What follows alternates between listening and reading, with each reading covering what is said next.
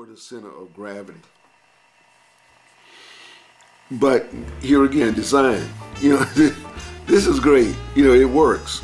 But your feet get wet and you're stuck in you're only stuck in, if you're bow-legged or knock-kneed, then like I am, whatever, twinkle toes, whatever, then you have problem standing these things. But what we did early on, we start widening out the shoe well, widening out the shoe well, widening out the shoe well until we get to a point where you don't need a shoe well. The shoes are flat.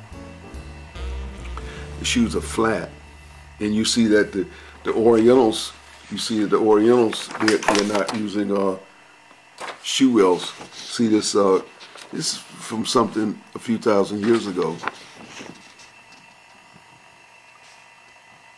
and the guy's not using shoe wells.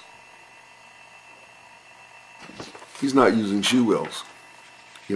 So is this an improvement? Is this an improvement? So are university students are kind of going backwards, although of course maybe they don't know that these shoes been around for 2,000 years. If they don't know that, then they don't realize it has a history.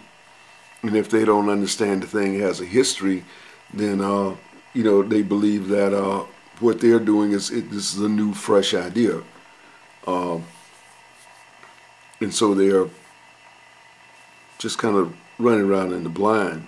But it's not a new idea.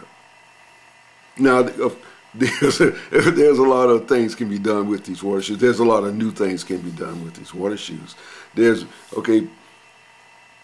Like we're doing, we're putting more aerodynamics or aquatic dynamics into our shoes. We're designing a shoe, in a modern way, just like the bow and arrow.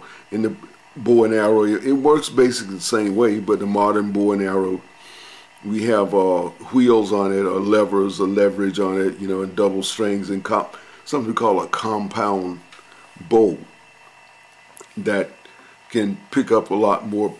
We can pick up a lot more pressure on the bow, and we can do a lot more things with the bow or whatever. But basically, it's still the basic idea is somewhat the same. And what we've done, we've been able to engineer further, and the same with